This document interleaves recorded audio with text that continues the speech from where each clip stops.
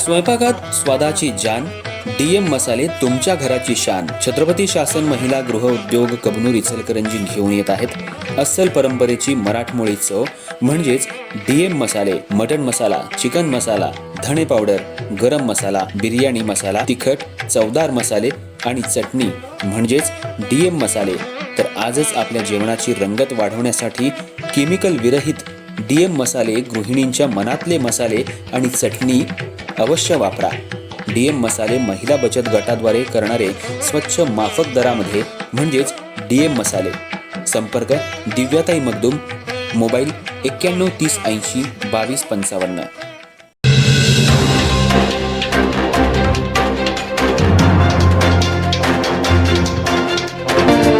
इचलकरंजी महानगरपालिकेच्या नव्यानं उभारण्यात येत असलेल्या डॉक्टर बाबासाहेब आंबेडकर सभागृहाचं काम आता अंतिम टप्प्यात आलं असून येत्या 9 तारखेला हे भव्य सभागृह सर्वांसाठी खुलं होणार आहे, अशी माहिती महानगरपालिका आयुक्त पल्लवी पाटील यांनी दिली. आणि याच दिवशी महापौर आणि उपमहापौरांची निवड देखील नव्या सभागृहातच पार पडणार असल्यानं शहराच्या राजकीय आणि प्रशासकीय दृष्टीनं हा दिवस अत्यंत महत्त्वाचा ठरणार आहे.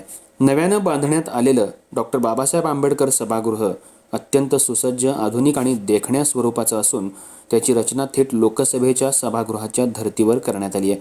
सभागृहातली बैठक व्यवस्था, आसन रचना, ध्वनी आणि प्रकाश व्यवस्था, डिजिटल स्क्रीन यांसारख्या सर्व सुविधा अत्याधुनिक तंत्रज्ञानानं सुसज्ज करण्यात आल्या आहेत. त्यामुळं महानगरपालिकेच्या मासिक सभा अधिक शिस्तबद्ध, पारदर्शक आणि प्रभावीपणे पार पाडायला मदत होणार आहे. या सभागृहासोबतच महापौर, उपमहापौर, स्थायी समिती सभापती, गटनेते यांच्यासाठी स्वतंत्र आणि सुसज्ज अशी दालनं उभारण्याचं कामही अंतिम टप्प्यात आले. येत्या 9 तारखेला निवड प्रक्रिया पूर्ण झाल्यानंतर पदाधिकाऱ्यांना ही दालनं अधिकृतपणे उपलब्ध करून देण्यात येणार आहेत. या दालनांमध्ये आवश्यक त्या प्रशासकीय सुविधा, बैठक कक्ष आणि कार्यालयीन सोयी उपलब्ध असणार आहेत. इचलकरंजी महानगरपालिकेच्या इतिहासात हे नवीन सभागृह एक महत्त्वपूर्ण टप्पा मानला जात आहे.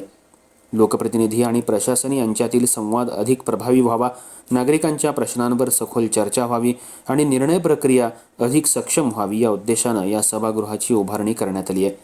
नव्या डॉक्टर बाबासाहेब आंबेडकर सभागृहामुळे इचलकरंजी शहराच्या लोकशाही प्रक्रियेला नवं बळ मिळणार असून शहराच्या विकासाला गती देणारे निर्णय इथं घेतले जातील अशी अपेक्षा नागरिकांमधून व्यक्त केली जाते.